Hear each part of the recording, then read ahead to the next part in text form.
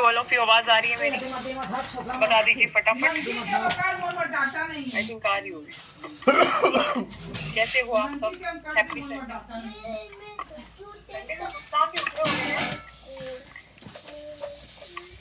हफ्ते में एक दिन तक 2 घंटा लेट ही उठना चाहिए, दिक्कत क्या है?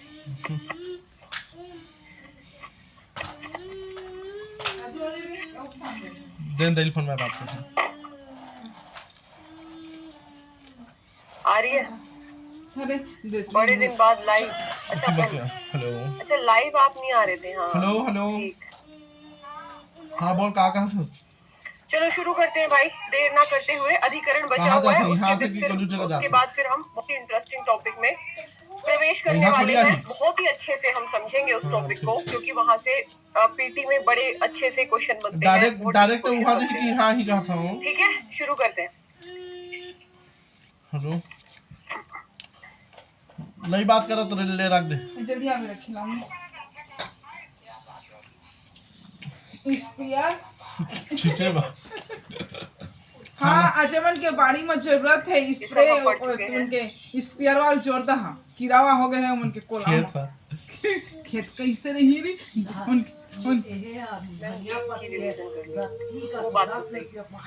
ये देखे क्या फोटो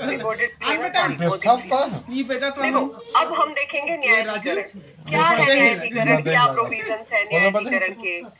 ठीक है, न्यायाधिकरणों की आवश्यकता क्यों, इन सबको देखने का प्रयास करेंगे। तो सबसे पहले मूल संविधान में किसी भी प्रकार के ट्रिब्यूनल क्या होता है? न्याय जो अलग अलग तरीके के या अलग अलग उद्देश्यों के लिए कुछ ऐसे ट्रिब्यूनल्स बना दिए जिनको टारगेट करके कुछ उद्देश्य दे दिए। जैसे प्रशासनिक ट्रिब्यूनल है ना, जिन्हें हम ट्रिब्यूनल का कोई विवाद है, उनके अवकाश का कोई विवाद है, उनका कोई भ्रष्टाचार का कोई विवाद है, तो ऐसा विवाद ट्रिब्यूनल में चला जाएगा। तो जो प्रशासनिक अधिकारियों के विवाद है वो एडमिनिस्ट्रेटिव तो इससे जो हमारी मेन न्यायपालिका है उसके ऊपर एक तरीके से दबाव है वो कम होगा। दूसरा तीव्र न्याय मिल पाएगा। तो उद्देश्य वही था कि किसी भी तरीके से न्यायपालिका के ऊपर जो बोझ है उसको कम किया जाए। दूसरा तीव्र न्याय सुनिश्चित किया जाए। तीसरा कुछ टारगेटेड उद्देश्यों के लिए अलग अलग ट्रिब्यूनल बना दिए जाए। तो मूल संविधान में पहले ये सुनते रहिएगा, मूल संविधान में इस तरीके का कोई भी व्यवस्था नहीं थी। भारत में न्यायाधिकरण भारत के संविधान सहित विभिन्न कानूनों और विधियों के तहत स्थापित किए गए हैं। फिर बाद में है ना, मैं आपको बताऊंगी कौन संविधान के संशोधन के द्वारा ये जोड़ा गया। यानी हम ये कह सकते हैं विभिन्न प्रकार के विवादों पर इनका व्यापक क्षेत्राधिकार होता है। अलग अलग विवादों के लिए अलग अलग उद्देश्यों के लिए हमने अलग अलग ट्रिब्यूनल्स बना रखे हैं और इनका नेतृत्व न्यायिक या प्रशासनिक सदस्य करते हैं जिनके पास उस क्षेत्र की प्रासंगिक है। जरूरी नहीं है कि इनका जो नेतृत्व है, इनके अध्यक्ष कोई न्यायाधीश या न्यायिक अधिकारी ही होंगे।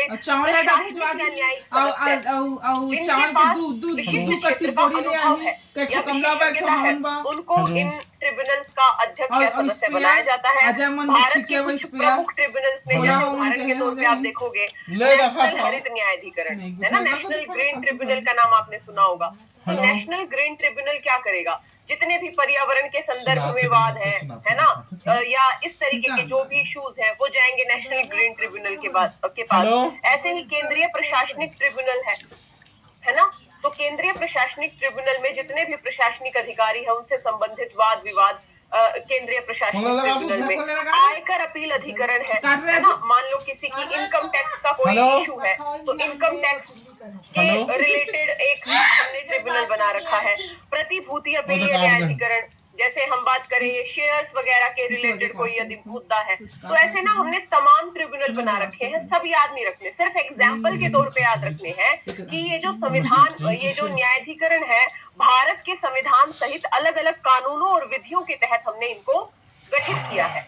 भले ही मूल संविधान में इनका जिक्र नहीं था लेकिन बाद में तो हमने इनको जोड़ा। अभी मैं बात करूंगी तो भारत के संविधान के द्वारा गठित होते हैं या भारत में विधियों या कानूनों के तहत अलग अलग उद्देश्यों की प्राप्ति के लिए ट्रिब्यूनल्स का गठन किया जाता है। ट्रिब्यूनल्स में उस विषय के विशेषज्ञ शामिल होते हैं और इनका उद्देश्य यदि हम देखें तो यानी अधिकरणों की आवश्यकता क्यों थी? तो की आवश्यकता है कि एक तो भाई अत्यधिक दबाव में न्यायपालिका है ना, 4.5 करोड़ 5 करोड़ केस लंबित हैं। तो ऐसे में यदि ये छोटे छोटे मुद्दे जिनको हम अलग अलग ट्रिब्यूनल्स के माध्यम से सॉल्व कर सकते हैं, इस तरीके के मुद्दे भी यदि न्यायपालिका के पास जाने लगेंगे तो बोझ और ज्यादा बढ़ जाएगा। तो एक तो न्यायपालिका के बोझ को कम करना था, इसलिए ट्रिब्यूनल्स का किया। फिर विशिष्टीकरण, यानी न्यायपालिका के पास कई बार विशिष्ट ज्ञान का अभाव होता है। जैसे मान लो आयकर से संबंधित मुद्दे हैं, प्रतिभूति से संबंधित मुद्दे हैं, प्रशासनिक संबंधी मुद्दे हैं, पर्यावरण संबंधी मुद्दे हैं।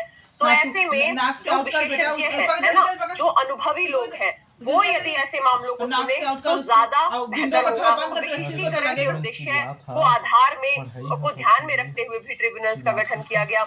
अभिगम्यता का मतलब है कि आसानी है ना, लचीलापन है या पहुंच आसान है ट्रिब्यूनल्स तक जाने की। साथ ही त्वरित न्याय, क्योंकि ट्रिब्यूनल टारगेट बेस्ड बनाए गए हैं, तो ऐसे में जो भी मुद्दे इनके सामने जाते हैं, तीव्र न्याय की संभावना ज्यादा होती है यदि हम जुडिशरी से कंपैरिजन करें तो तीव्र न्याय का आदर्श जो है पूरा करते हैं और प्रशासनिक जवाबदेही को भी बनाते हैं, यानी कोई जरूरत नहीं है। मतलब आप मोटे तौर पे इसका मेन क्रक्स समझे कि भाई न्यायपालिका के ऊपर बोझ कम करना है, तीव्र न्याय को सुनिश्चित करना है। इसके साथ ही विशिष्टीकरण, यानी विशेषज्ञता के आधार पे जो विशेषज्ञ हैं, अनुभवी लोग हैं, वो निर्णय करें अलग अलग मामलों में, और साथ ही पहुंच को हम व्यापक बना सके, है ना, कि प्रत्येक व्यक्ति अलग अलग मुद्दों को लेकर न्याय प्राप्त कर सके। इस आदर्श को ध्यान में रखते हुए हमने ट्रिब्यूनल की व्यवस्था की है, ध्यान रखना। यानी अगर एक परिभाषा की बात करें तो अदालत पारंपरिक न्याय प्रणाली का एक हिस्सा होती है। जो हमारी न्यायपालिका होती है ना, district court, high court, supreme court, ये परंपरागत न्याय प्रणाली का एक हिस्सा है। जबकि न्यायाधिकरण एक विधि के माध्यम से बनाया गया निकाय है जिसे न्यायिक शक्तियों से संपन्न किया जाता है। यानी न्यायाधिकरण न्यायपालिका का कोई हिस्सा नहीं है। न्यायपालिका परंपरागत न्यायिक प्रणाली का हिस्सा होती है, जबकि न्यायाधिकरण परंपरागत न्यायिक प्रणाली का हिस्सा नहीं है, बल्कि इनको कानून के द्वारा या संविधान के प्रावधानों के अंतर्गत कानूनों के द्वारा इनको स्थापित किया गया है। अदालतों, जैसा मैंने आपको कल भी बताया था कि अदालतें प्रक्रियाओं से बंधी हुई होती। अदालतें प्राकृतिक न्याय के सिद्धांत पे काम नहीं करती, वो प्रक्रियाओं से बंधी हुई बाध्य होती है। जबकि न्यायाधिकरण प्राकृतिक सिद्धांतों पे काम करते हैं, ना कि नागरिक प्रक्रिया संहिता और साक्ष्य के नियमों से बाध्य होते हैं। यानी जितने भी ट्रिब्यूनल्स होते हैं ये प्राकृतिक न्याय के सिद्धांत पे काम करते हैं। तो ये जो बेसिक न्यायपालिका है हमारी उससे अलग होते हैं। अक्सर बच्चों को कि न्यायाधिकरण न्यायपालिका दोनों समान होते हैं, गलत हो गया ना। परंपरागत न्यायपालिका अलग है भाई, न्यायाधिकरणों का गठन हमने अलग अलग कानूनों के तहत किया।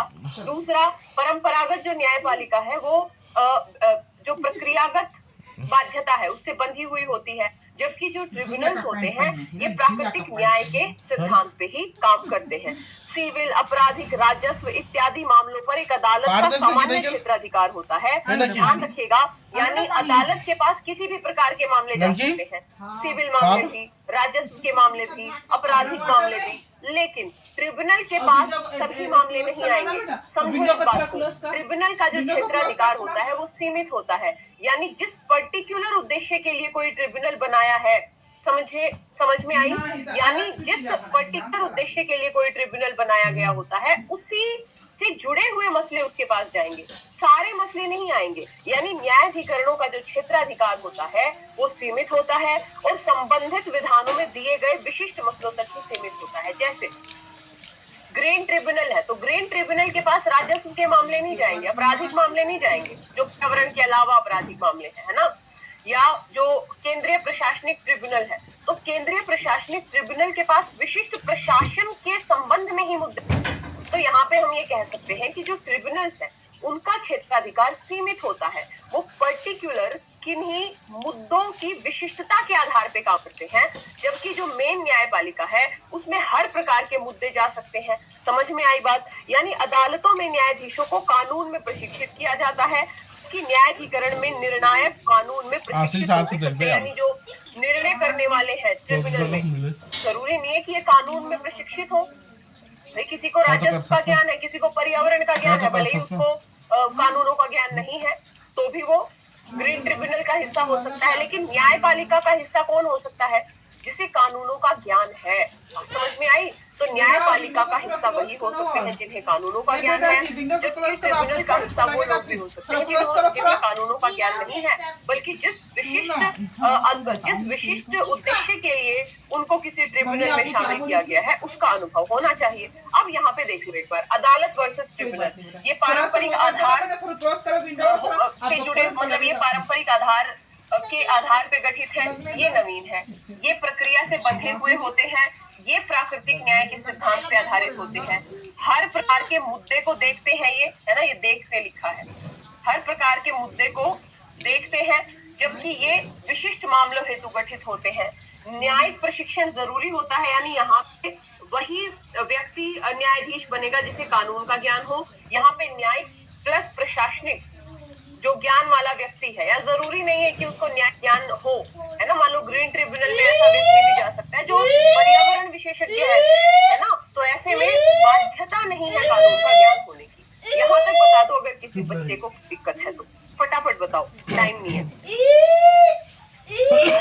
का आधार समझ में आ गया, और बेसिक तो यही है कि मेनली इनका उद्देश्य क्या था और ये दोनों में डिफरेंस। यहाँ तक बताओ, जितना बताया है यहाँ तक।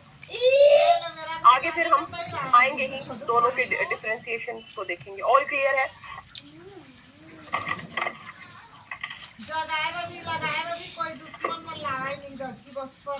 मैम यूट्यूब पर किस नाम से वीडियो आएगा? मैम कई बार मैं तो एकदम गरम है, दोबारा खाने चिकन की सब्जी है रे, लेकिन इस बार वाला रोटी दल दूठा। अरे नहीं राजू, शांत। इस बार वाला PYQ अभी मैं 2024 के ही करवा रही हूँ, 2024 के ही क्वेश्चन आंसर करवा रही हूँ, है ना। तो उसमें 6 क्वेश्चन हुए हैं, वो अभी लंबा चलेगा, है ना। वो 2024 के 13 तक के PYQ करवा रही हूँ। मीठा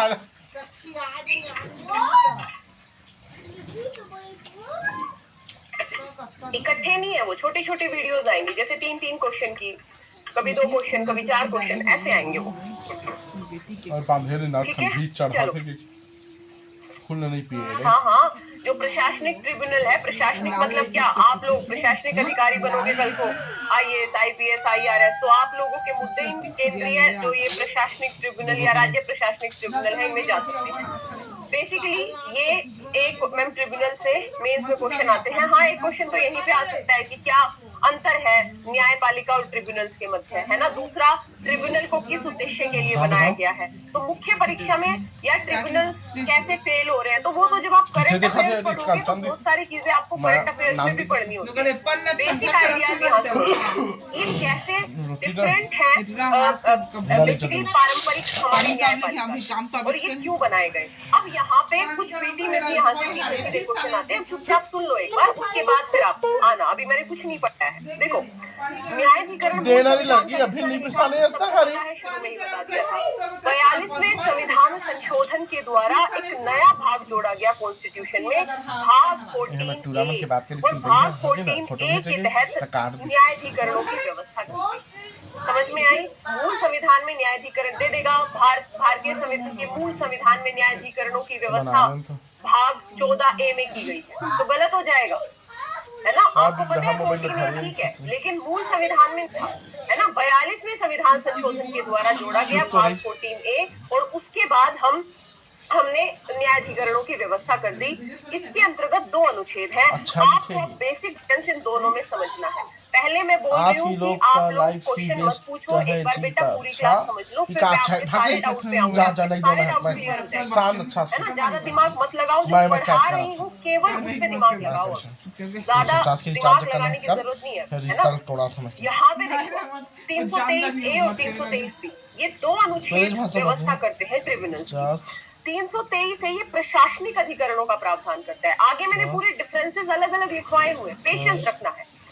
323 है कैसे अधिकरण, प्रशासनिक अधिकरण, यानी इस अनुच्छेद में कहा गया है कि संसद विधि द्वारा सरकार की सेवा में नियुक्त व्यक्तियों की भर्ती और सेवा की शर्तों, यानी जो भी सरकार की सेवा में नियुक्त प्रशासनिक अधिकारी हैं, उनकी भर्ती के संबंध में कोई मुद्दा है, विवाद है, उनकी सेवा शर्तों के संबंध में कोई विवाद है, तो ऐसे विवादों और शिकायतों के निवारण के लिए प्रशासनिक जो अधिकरण है, प्रशासनिक जो न्यायाधिकरण है, इनकी व्यवस्था संसद करती है। तो कौन गठित करेगा? आर्टिकल 323A में प्रशासनिक अधिकरणों की बात की गई है और ये प्रशासनिक अधिकरणों को गठित करने की शक्ति किसको दी गई है? संसद को। यानी संसद प्रशासनिक अधिकरणों को गठित कर सकती है आर्टिकल 323A के तहत। 323B यह अन्य मामलों के लिए न्यायाधिकरणों का गठन करता है, यानी प्रशासनिक न्यायाधिकरणों की बात 323A में है। 323B प्रशासनिक न्यायाधिकरण के अलावा अन्य अधिकरणों का प्रावधान करता है। छोटी कौन सा नंबर पूछा थे बता रहे? विधि द्वारा निर्दिष्ट सभी कौन सा में पूछा थे? ओके लिख दे। विवाद कौन सा शिकायत पूछा अपराध के न्यायालय के परीक्षण के लिए यानी विधायिका किसी भी विशिष्ट मुद्दे के लिए किसी भी विशिष्ट क्षेत्र के लिए न्यायाधिकरणों का गठन कर सकती है। अब 2-3 चीजें आपको 323 के तहत संसद विधि द्वारा प्रशासनिक न्यायाधिकरणों की स्थापना करेगी। क्लियर?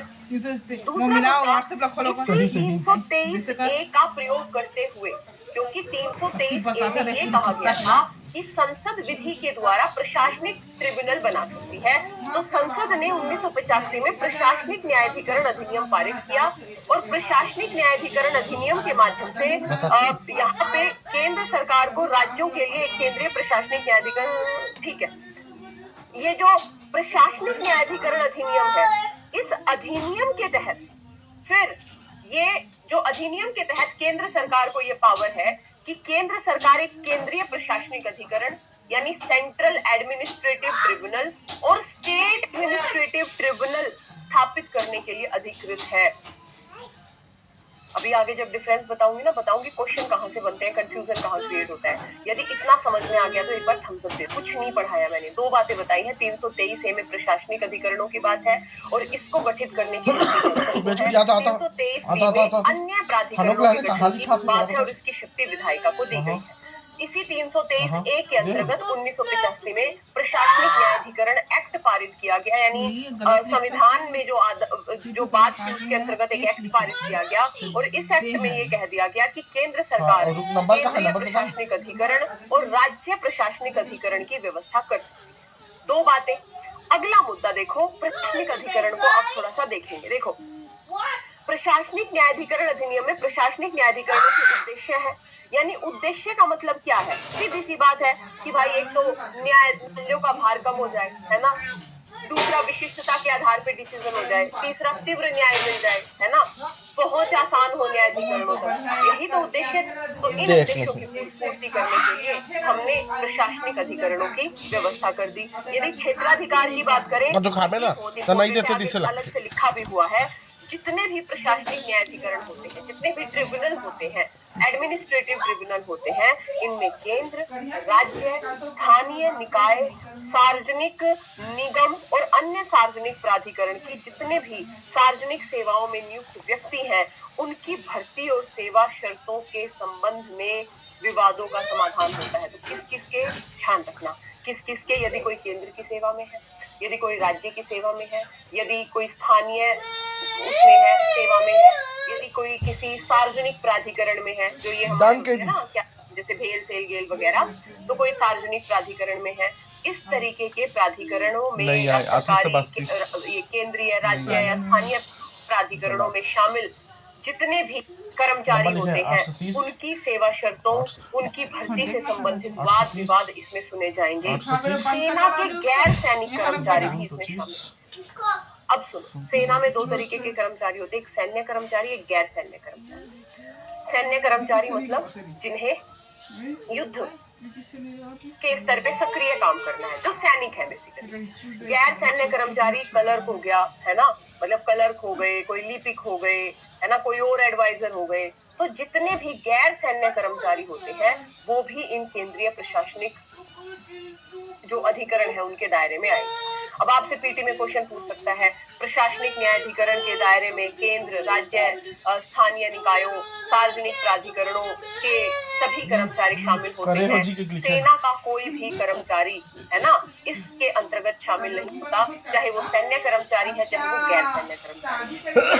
सही होगा कि गलत? अच्छा सेना का कोई भी कर्मचारी, चाहे वो सैन्य कर्मचारी है या गैर सैन्य कर्मचारी है, कोई भी प्रशासनिक अधिकारियों के अंतर्गत नहीं आएगा। नहीं आया है कहीं सही होगा कि गलत? नहीं आया, दूसरा फटाफट नंबर बताओ। में कर रहा हूँ 4,000 गलत होगा, ध्यान रखिएगा। नहीं हुआ सेना है। के गैर सैनिक कर्मचारी इसमें आएंगे। अभी 3 बार रिवाइज करूंगे, टेंशन मत लो, पूरा दोबारा रिवाइज कराऊंगी।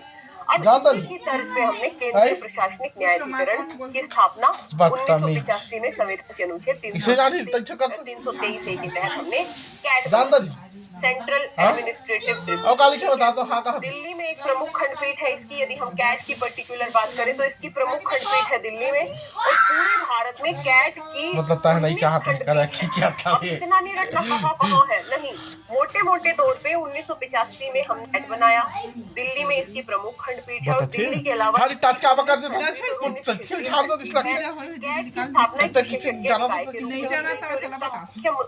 मुद्दा क्या था? ये जो कैट था इसमें प्रशासनिक सदस्य और न्यायिक विशिष्ट ज्ञान रखने वाले शामिल होते हैं। अपने विशेष ज्ञान के आधार पे ये त्वरित प्रभावी निर्णय देने स्क्रीनशॉट भेजो कि ना रिचार्ज के स्क्रीनशॉट भेजो तो तक गति अनपढ़ हो साला हमन स्क्रीनशॉट भेजो जी के हां भाई सब में भेजा है। अब वो अलग से खोल जाएगा कैट की जो खंडपीठें हैं वो विद्यमान। कैट में केवल न्यायिक अधिकारी होंगे, गलत हो जाएगा। कैट के जो सदस्य हैं वो न्यायिक प्लस प्रशासनिक अधिकारी दोनों होते हैं। अपने विशेष ज्ञान के आधार पे त्वरित न्याय करने के आधार पे काम करते हैं। अब यदि हम कैट की बात करें भाई मैं देखी क्या वाला बहु सदस्यीय निकाय होता है, एक अध्यक्ष और सदस्य याद नहीं रखना, और विभिन्न खंडपीठों में से कुछ भी नहीं करना है, बस इतना ध्यान रखना। कैट एक बहु सदस्य निकाय, कैट का एक अध्यक्ष होता है और फिर अलग अलग सदस्य होते हैं, और फिर अलग अलग खंडपीठों में अलग अलग सदस्य। कभी तो हम फालतू मैं बात करें और अगला आदमी सुना तो खराब नहीं लगी, ठीक है? तो एक अध्यक्ष होगा, बाकी सुना तो खराब नहीं लगी तो पक्षकारों के सेवा के संबंध मामले, जिसमें अखिल भारतीय सेवा, केंद्रीय सेवा, केंद्र के अधीन सिविल पद, रक्षा सेवाओं के नागरिक कर्मचारी। अब समझो इस बात को, जो कैट होगा सेंट्रल एडमिनिस्ट्रेटिव ट्रिब्यूनल, केंद्रीय प्रशासनिक अधिकरण के तहत किस के बाद भर्ती सेवा के बाद जा सकते हैं। जितने भी अखिल भारतीय सेवा वाले है ना, जितने भी क्या नाम है केंद्रीय सेवा वाले हैं, है ना, IRS वगैरह, जितने भी केंद्र के अधीन सिविल, राज्य के अधीन SDM है, DSP है, उनके बाद कैट में नहीं जाते। कैट में IAS, IPS, IRS केंद्र के अधीन और अन्य अलग अलग तरीके की सेवाएं होती है, अकाउंटेंट्स वगैरह होते हैं, ठीक है? फिर रक्षा सेवाओं यहाँ देखो क्या है, त्वरित का मतलब तीव्र, जल्दी, शीघ्र, ठीक है? यहाँ देखो क्या है, रक्षा सेवाओं के नागरिक कर्मचारी। रक्षा सेवाओं के नागरिक कर्मचारी का मतलब क्या? गैर सैन्य कर्मचारी, ठीक है? ये सारे के सारे आते हैं क्षेत्राधिकार के अंतर्गत, ठीक है? और कैट में सदस्यों की नियुक्ति सर्वोच्च न्यायालय के एक मौजूद न्यायाधीश की अध्यक्षता में एक समिति, उच्च स्तरीय चयन समिति के सिफारिशों के आधार पर की जाती है। मुख्य न्यायाधीश, अभी मैं बताऊंगी आगे, इसका ना एक पूरा चार्ट है, इसकी जो नियुक्ति है कैसे होती है उसका पूरा हम बताएंगे। फिर ये मैं बता ही चुकी हूँ कि प्राकृतिक न्याय के सिद्धांतों के आधार पे जो कैट है, तो ये कैट जो है वो काम करता है। और ये आ गया वो मुद्दा जो मैंने पीछे छुड़वाया। कैट बना, कैट के खिलाफ ये माना गया कि कैट के खिलाफ अपील हाई कोर्ट में नहीं जाएगी, सीधे सुप्रीम कोर्ट में जाएगी। लेकिन चंद्र कुमार मामला जो मैंने कल बोला था ना कि अभी समझ में नहीं आएगा, ट्रिब्यूनल पढ़ लो, अभी एक बार ये पढ़ा के फिर उस पर वापस सोचूंगी। ध्यान रखना, यहाँ पे ये कह दिया गया कि कैट के आदेशों के खिलाफ संबंधित उच्च न्यायालय की खंडपीठ के समक्ष होगी। यानी कैट के आदेशों के खिलाफ पहली अपील हाई कोर्ट में होगी और लोक सेवक पहले संबंधित हाई कोर्ट में कैट के आदेशों के खिलाफ सर्वोच्च न्यायालय नहीं जा सकते। यानी सीधा सा चार्ट बन गया, कैट के खिलाफ अपील पहले होगी हाई कोर्ट में और हाई कोर्ट के खिलाफ अपील होगी सुप्रीम कोर्ट में। ये नहीं है कि कोई डायरेक्ट कैट से सुप्रीम कोर्ट नहीं जा सकता। यहाँ से प्रारंभिक परीक्षा में क्वेश्चन पूछा जा सकता है कि कैट के मामलों के खिलाफ अपील केवल सर्वोच्च न्यायालय में हो सकती है। बताओ सही होगा कि गलत? कैट के खिलाफ अपील केवल सर्वोच्च न्यायालय में हो सकती है, गलत हो जाएगा। पहले हाई कोर्ट में अपील होगी, फिर होगी सुप्रीम कोर्ट में, ठीक है? प्रशासनिक न्यायाधीश, अब फिर देखो राज्य प्रशासनिक अधिकरण भी 1985 के अधिनियम के अंतर्गत केंद्र सरकार को राज्यों के विशिष्ट अनुरोध पर इसे लिखा सरिता का राज्य प्रशासनिक अधिकरण मैंने उससे बात स्थापित करने उससे बात नहीं चले रहा इधर आता ना ना ना सब नहीं लिखा था नहीं कोई मतलब नहीं ना जो पागल नहीं लिखा था कहा था केंद्र सरकार ते नंगली करे चोदे वहीं तुम्हाला राज्य ते प्रशासनिक अधिकरण का निर्माण राज्य मत छुए निकल बे चला फिर हाँ नहीं छुआ चिंता मत कर के जी हवाई मत चटके हिम्मत पता है दे दिला दे दे लाइन देखा केंद्र सरकार ही बनाएगी। इस 1985 के अधिनियम के अंतर्गत केंद्र सरकार के पास ये शक्ति है कि मान लो यूपी कहे कि भाई अरे केंद्र आँखी तो सरकार दिखा की था, हमारे पुलिस से कर लिए दो कोई थोड़ा। सेट बना दो, है ना, तो हाँ, केंद्र अपना सरकार करे ही करना। बनाएगी राज्य प्रशासनिक ये अधिकरण देखो की। दिखा अब दिखे से जी राज्य आँखी सरकार कान का बने अधिकार बने नहीं है। ये जो हाँ, ये सेट होता है राज्य लोक सेवाओं की भर्ती, जितने आँखी भी बड़ी राज्य है। लोक सेवा नहीं होती है, एसडीएम अपन ने बढ़ाया, सोल बढ़ाया, अलग अलग पद हो गए, तो उनकी भर्ती और सेवा संबंधी इससे जो चुदन मुद्दे चुदन हैं यहाँ पे वो तो सारा इस है। सैट के पास जाते हैं। सैट के अध्यक्ष और सदस्यों की इसको नियुक्ति तेरा तो वही राष्ट्रपति स्थान द्वारा रहता है रे बेटा। संबंधित राज्य के राज्यपाल के पक्ष से की जाती है। यानी सैट का जो तो अध्यक्ष फुल होगा, चला वो आप, मतलब सैट का मोबाइल गठन में कर दिया कि हाँ ठीक है एक सैट बनाया जा रहा है, लेकिन हनोक सैट लगता के जो है अध्यक्ष आज हैं, तक थोड़ी वो कही सैट बे के जो फुल सदस्य नेटवर्क हैं, चला रहे ले रहे उनकी कहीं राष्ट्रपति करेंगे संबंधित राज्यपाल रिचार्ज के कर दिया परामर्श इसका? पे। अभी मैं सारी चीजें इसने लिखवाई कट्ठा हुई से हैं, कर दे थोड़ा सा रिचार्ज करते पेशेंस तो ठीक है लेकिन मत बता भी ना ते तो हमें सैट क्या पता लगा, सैट का भी गठन केंद्र सरकार ही करती है राज्य परामर्श पे, और सैट के अध्यक्ष और सदस्यों मतलब की को ठाबे नहीं राष्ट्रपति ही करते हैं राज्यपाल के परामर्श पे। पैसा तो मुझे देने लगी बाद में, देखेगा तो फ्री में राज्य थोड़ी लोक करवा सेवा था। आयोग या राज्य सेवाओं के पैसा तो अंतर्गत मुझे देने जो लगी बाद में। पदाधिकारी हैं, उनकी सेवा, उनकी बेसिकली शर्तों के संदर्भ में जो भी विवाद है वो ये सैट ही देखता है। अब एक अब अवधारणा होएगी है नहीं पता बे छोटी संयुक्त प्रशासनिक न्यायाधिकरण, ज्वाइंट एडमिनिस्ट्रेटिव ट्रिब्यूनल।